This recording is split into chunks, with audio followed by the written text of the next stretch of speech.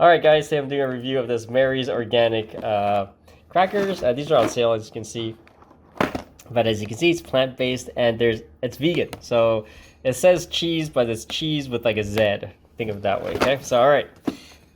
Here's the ingredients. If you guys want to read it, pause the video and let's open this up. Alright, so here it is.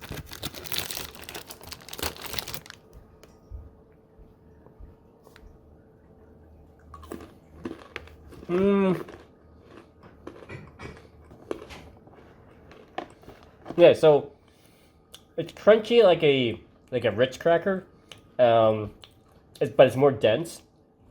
The cheese flavor is not really. How do I say it? It's like it tastes more like the nutritional yeast. It doesn't really really cheese or anything like that. And I'm pretty sure that's what they use. Yeah, yeast extract.